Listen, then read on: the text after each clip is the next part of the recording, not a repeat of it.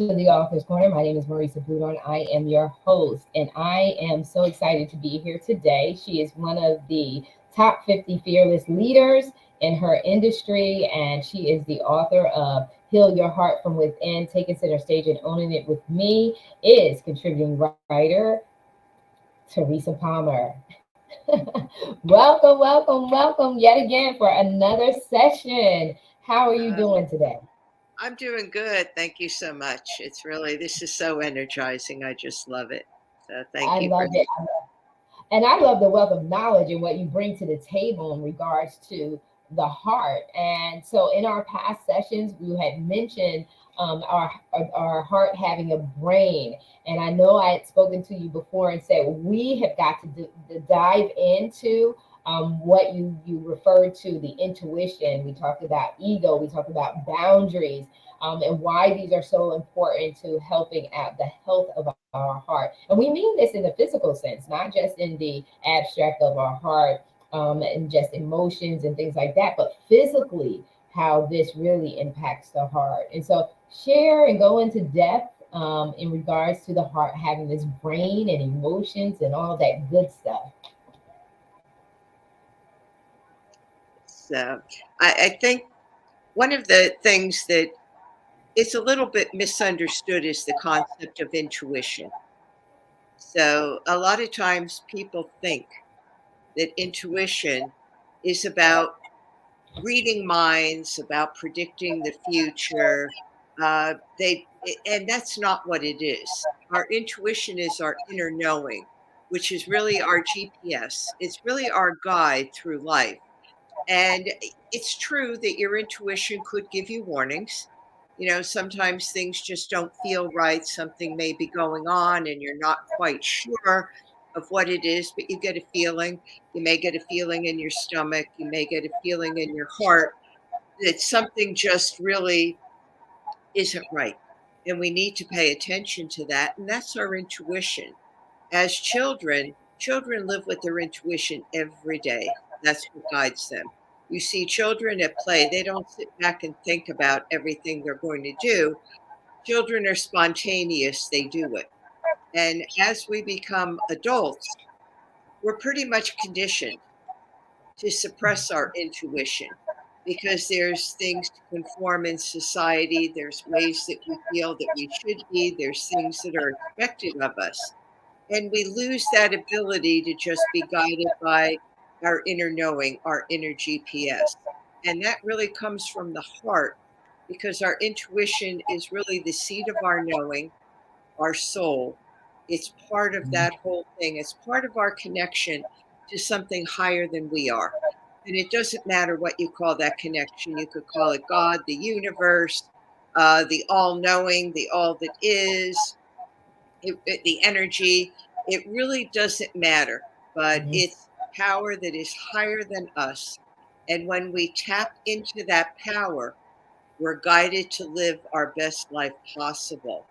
And intuition comes in many forms. Like I said, it may be a feeling in the stomach. A lot of times it's a feeling in the stomach, a feeling in the heart, a knowing that something isn't right. Um, just recently, I was involved with something. And from the beginning, I kind of had a little inkling, and I didn't want to admit it, that something just wasn't right. And it involved me helping out somebody with my profession and actually going someplace to help them out. And when it came to changing one piece of my license, they said it had to reflect this other state and this and that. And at first, I didn't want to do it. Like, I just had this flash of, you shouldn't change the address on your license. But then I thought, no, that's foolish because I know why they have to change it in order for me to go cross country to do something else. Well, I have to tell you that I should have listened to my intuition at that point and when I had the chance to cancel things because I got all the way out there. Things were such a mess. Nobody was prepared for me that I landed coming back in 2 days anyway and just breaking the contract and saying, no, this isn't something that I should be doing. But the signs were there. My intuition was telling me this, but I kept rationalizing it. Hmm. Why do you want to change my license? Well, you have to have a different address. That's logical. Right. If it's out of state, that's logical. Um, the fact that even the accommodations change twice, twice in a Mm. week, the accommodations changed. And at that point, I should have said, no, this isn't something that's right. I landed up being in such a bad area with that I didn't even feel safe. And, Right. all the signs were there, my intuition, but I chose to ignore it. And what happens when you ignore your intuition is you land up with a situation that isn't right. And it was a complete waste of other people's money, of my time, for something that never should have been. And if I would have listened to the signs and the feelings that I was getting about this, sometimes it's a voice in your head that just tells you turn right, turn left. Right. Right. Yeah, you're so right. And then it's so important to trust your instincts. But we're taught all day long to second guess yourself, to doubt when you have all of this different information that's out there and things like that. It really, really causes you to self doubt, and there are certain levels of risk that we have to be willing to take in life, because they could work out to our advantage in many cases. And when you said intuition is not necessarily forecasting, right? It's not psyche. It's more so critical thinking and some, reductive, deductive reasoning. You're looking at it. And I love the fact that you use the analogy of children. Children just go and do, and they're so happy to go and to do, and live, right? And so we need to learn how to vicariously do some things through them, but also trust our instincts. When you said that, talk about like identity in regards to that, because the focus here is on healing, that self healing, and the reality of what is really self healing.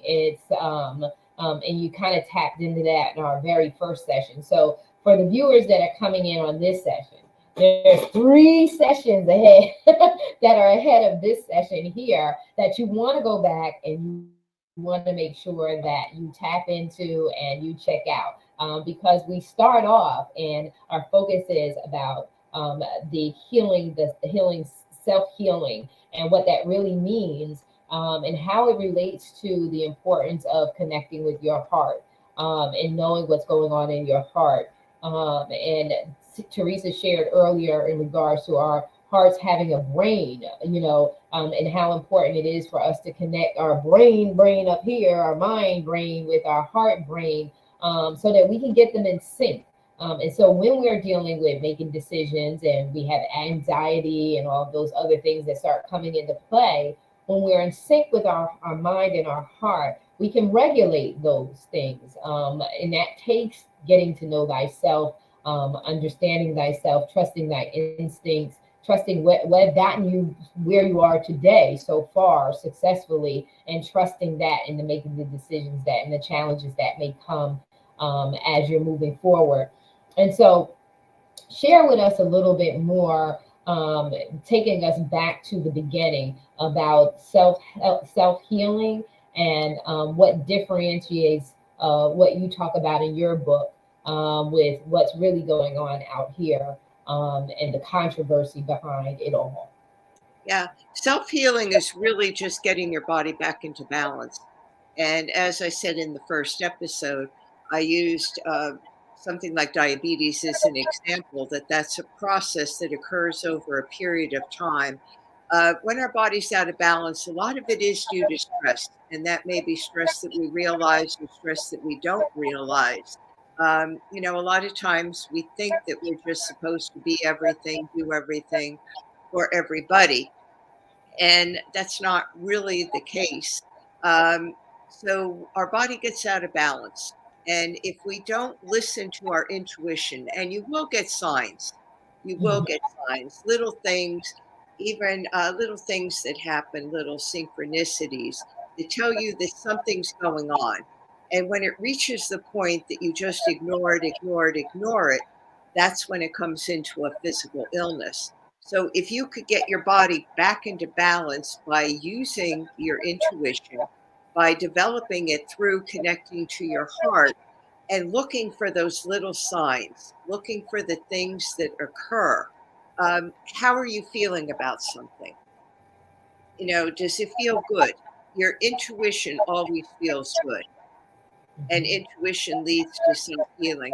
If it doesn't feel good, something's not right. And that's where you need to step back and you need to think about it more. So self healing really, sometimes it has this connotation of being woo woo, being way out there, of, somebody just coming along and, healing. There are things such as miracles. There definitely are. And that's a whole different subject. But, self healing in and of itself is really paying attention, connecting to your heart, really connecting those dots of what's going on with me. How do I process this? And am I listening? And am I hearing and seeing what's going on that is my intuition and is in my best interest? And once your body gets back into balance, at that point, you could prevent an illness or a disease from occurring. So that's really what self healing is all about, is about recognizing that if you don't deal with things, Mhm. and, over a period of time, it is going to affect your body. Yeah, yeah. Like you said, it's about being self-aware and being conscious of your body and paying attention to what your body is saying. I have oftentimes had people say to me, "Oh, Marissa, make sure you get some rest." And I'm like, "Little do you know, I make sure I get rest. I make sure I relax. I make sure I do those things because if I don't do them, then I can't show up for you. I can't, I won't be able to show up for you if I don't make sure that I remember uh, a few years back having pneumonia. I've never had pneumonia before, and thank you, Lord, that I never have it again. I remember the reality of how important and vital it is to sit down. Um, I had gone to the doctors and I had a cough. It first started off a little cough, and I'm like, oh, okay, this will go away. You take the what is it, the emergency. You take all of those airborne, and you do all of that drinking orange juice, and all that stuff, and you're like, yeah, it should snap back, right? And so I just kept going, doing what I was doing. In fact, it's funny because it had actually probably was about 7 years ago that I had the pneumonia. I had, as we were talking, it posted up that I was the area director for Toastmasters C34 area director, and it was during that time when I was getting my distinguished status that I ended up with pneumonia. So I went into the emergency room with a cough that I had for a couple of weeks at that point. And they sent me home. They said, "Oh, you're going to just have to ride out this cough because we can't cure a cough. It's just got to ride itself out." And so a couple more weeks go by, and now I'm at the point where my chest is so sore, and to cough is so painful, and I'm exhausted from the coughing.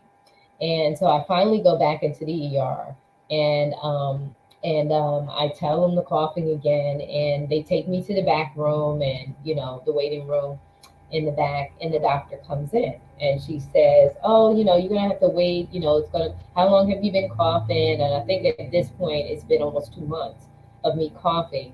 And she says, "Well, you're gonna have to wait it out." And I looked at her and said, "I'm not waiting anything out. They told me in the front that you'd take a CT or whatever." I said, "I'm not leaving here until that's done. There is something wrong here." And I am so exhausted from the coughing and I'm exhausted. And so she, I had a few words with this particular nurse. And in fact, she was the head nurse or the head physician. She's the head physician on the floor, for the ER for that shift. And so I said, "Well, you get somebody else in here to talk to me because I don't care. You're going to do something for me, and you're going to do something for me today. Well, guess what? They did the X-ray and they saw the infiltration. My lung was breached, and she says you have pneumonia. And I said, and just imagine if I didn't what trust my instincts, if I did not recognize my body, I could have been sent home yet again. And I'm going to tell you how dangerous this was. Is when I walked home. I walked home. I got out to my car. The battery was dead. So I didn't live far from the emergency room, thank God. And I felt like, okay, I can just walk home. Well, it had snowed, but that was fine. I'm adventurous. Well, when I got to the last stretch of the journey home, I went to breathe in, and I could only sip the air. And I don't know if you've ever experienced that, where you could not take a deep breath. I could only sip the air. That was a reality check for me. I never been in a situation where I can't control that. Like there's no mind, whatever thing. And it told me when I got into the house, it said, you're going to sit down. You're not doing anything. You're not doing it. You're going to sit down. You're not moving. You're not doing this. You're not doing it. You're going to sit down.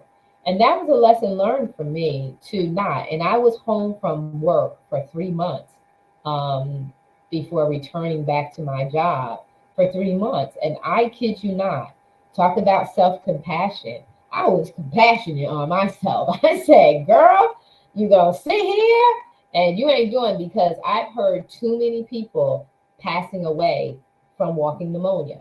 And Yeah. I said, I will not be that one. And I sat down and I learned that day to listen to what my body was telling me. And my body was telling me to rest. I had been going very, very hard. And my body was saying, enough is enough. You need to sit still. And we need to do that. It's critically important for us. And then that also, too. So when you think about the backdrop of that, so most of the time we got to go to work because we got to make the money. We got to do this. We're always thinking about if we don't show up, how many things are going to fall apart or how many people are going to be disappointed. But we had better do that self healing and make the decision to sit down before, like you said in our earlier sessions, before it becomes acute, before they had to hospital. See, they told me I can go home. They gave me some antibiotics, they gave me some stuff, and they sent me home. They could have been admitting me had it been worse. And Right. so we have to really, really trust. We have to trust our intuition, and our heart is telling us, because that's another thing. There's a strain on the heart when you're in that position, because I felt that. I could feel my heart, and I can actually, I was able to feel where the infiltration was at.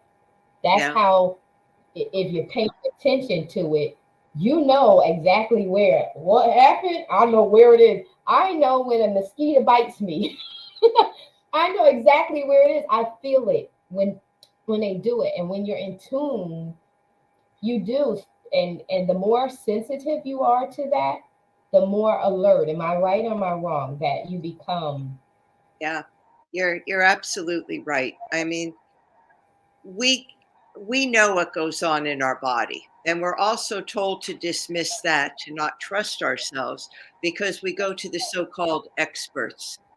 Even like myself, I practice holistic cardiology. So people will come in, and a lot of times they want you to fix them. They want you to do something, and they know there's something wrong. And then once you tell them, they say, "Oh yeah, I kind of thought that."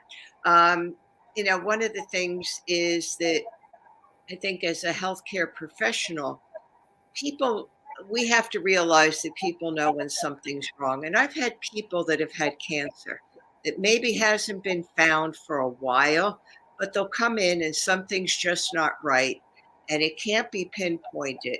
But, you know, they know that something's wrong and they become insistent, just like you were. You need to be insistent and say, I know that there's something going on here. We have to keep digging until we find the answer.